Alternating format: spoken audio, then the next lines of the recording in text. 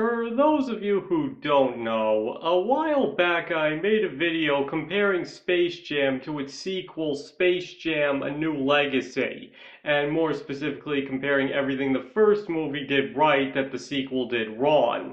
And you can find a link in the description to that video in case you'd like to check it out. However, one thing I didn't address is the one aspect that A New Legacy did get absolutely 100% right, which is to say, the villain, Algae Rhythm. But before I get into it, I would just like to warn you that there will be spoilers for both movies ahead, so you should probably turn off the video if you don't want anything spoiled. You have been warned.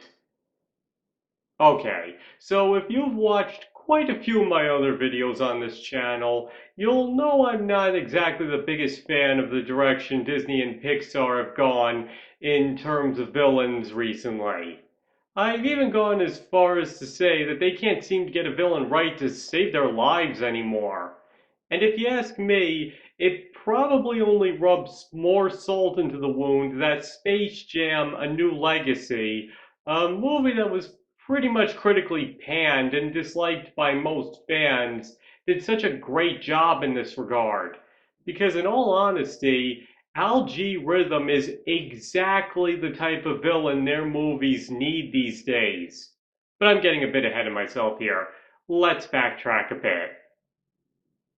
Alright, so to start at the beginning, let's first take a look at the original Space Jam's villain, Swackhammer. Now, while a good villain in his own right, the thing with him is that he's only there to raise the stakes. He's about the most bare bones a villain can get, only showing up when absolutely necessary to raise tension and make it clear that this is a villain who is not going to go down easy.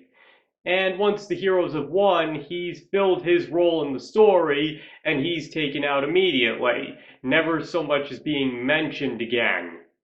Now, my point here is Swackhammer may cause the entire plot of Space Jam to happen in the first place, but it isn't about him in the slightest. His goals only matter as far as it affects the heroes, and it doesn't matter to anyone, characters or audience alike, what happens to him after he loses. However, his menacing demeanor, funny lines, and charismatic performance by Danny DeVito allow him to be entertaining enough that most people are willing to accept that. So, to put it simply, he's literally only there to drive the plot forward, but is written in a way that makes him enough fun for the audience to be okay with that. Now, while I myself have argued that A New Legacy was a major step down from the original, the one place where it was a step up was the villain. Because while at first glance he seems to have a lot in common with Swackhammer, being used to drive the plot forward and not being mentioned once after he's defeated, there's actually a lot more to him than that. Because unlike Swackhammer, Algae Rhythm has a personal vendetta against LeBron James. He feels that he's an underappreciated genius and the true mastermind behind Warner Brothers. So to have the person that he had chosen for his masterpiece reject him so soundly and even to a degree mock it causes him to go on the warpath. As a result, everything that he does afterwards is solely to get revenge on him for tearing down his wonderful vision and making him look bad. But what's important to note is that he was never a good person. His huge ego and feelings of superiority are apparent from the moment he's introduced. So it's made clear that sooner or later something would have driven him off the deep end, LeBron James or not. And also that his motivation, while seemingly understandable at first glance, ends up coming across as rather petty when you see the lengths he'll go to over it. Now, my point here is this is the type of villain Disney in particular could really use these days because he has all the hallmarks of some of their all-time best. He's got a huge ego, thinks he's the best at everything, has a major beef with the hero and can easily come across as petty when all things are considered. But what's just as important here is that he's also a really credible threat, and it's apparent from the moment he snaps. You get to see very quickly that he has total control over his realm, and considering how ticked off he is, you immediately get the impression he could render LeBron James as nothing but coding data and disperse him into a million pieces in seconds, if he so chooses. But that's too good for the man that just rejected his master plan.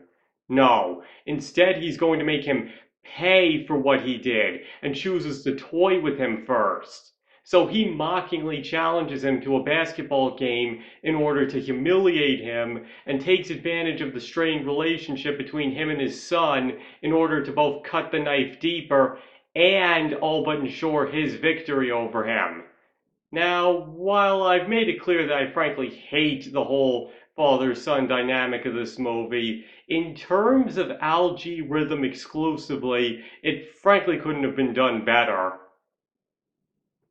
Because in addition to all the other things I just listed before, his interactions with his son also show just how intelligent he really is.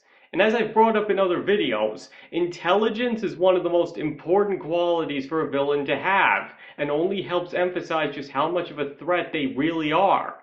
In all honesty, it's really quite brilliant how he preys on Dom's insecurities, resentment, and need for validation, all the while going out of his way to be as nice to him as possible, especially with things like asking to borrow his phone and making it clear to Pete to both make sure he gives it back and to not look at any of his private stuff.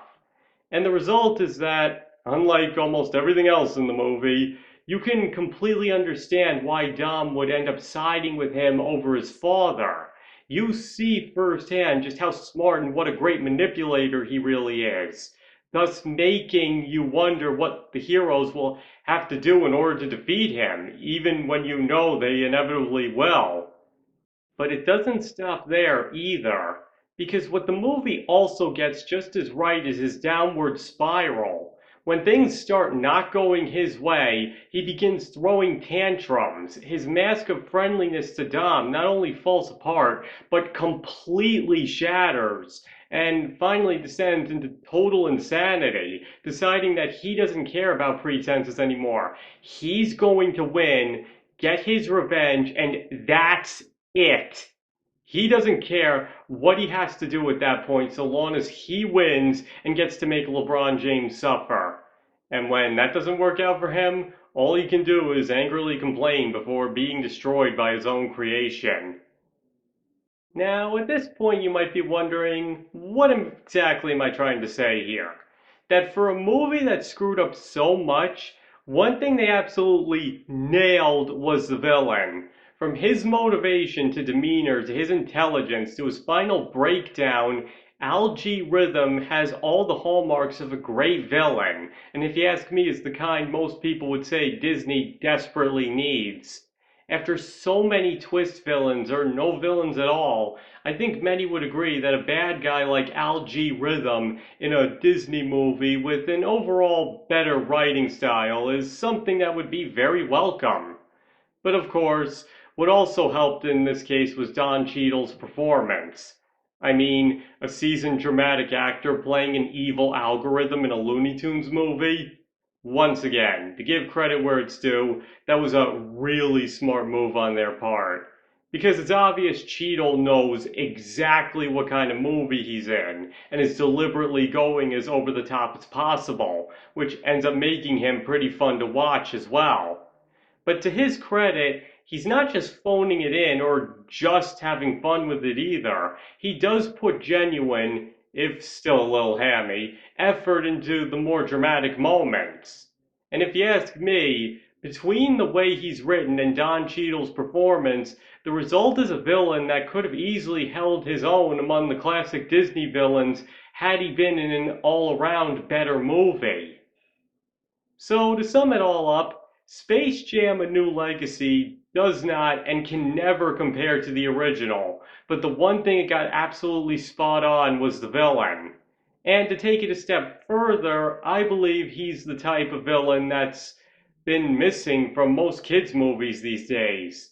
In all honesty, it's really a bit of a shame that such a good villain had to be wasted on a movie that was not very well written otherwise. Because, as I just said before, had he been the villain of a great Disney movie instead, I firmly believe that he would already be considered a classic villain, with people saying that he deserves to be ranked pretty high up among their best. Though it's always possible that Disney will eventually learn their lesson, and maybe that'll end up happening with a bad guy very similar to Algae Rhythm, but who knows, I guess. Alright, that's everything I wanted to cover. So now I want you to tell me, do you believe that Algae Rhythm is the one bright spot in the otherwise massive misfire that was Space Jam: A New Legacy? Or do you believe he was just as bad as everything else? Or alternatively, do you believe everything about the movie was good, or that the movie as a whole was good and only the villain was bad? Whatever your opinion, please feel free to let me know in the comments below. Because as always, I'm okay with you having a different opinion than me. I have no issue with you if you think I'm wrong. And finally, thank you all for watching. I very much appreciate all of it. And I hope to see you all next time.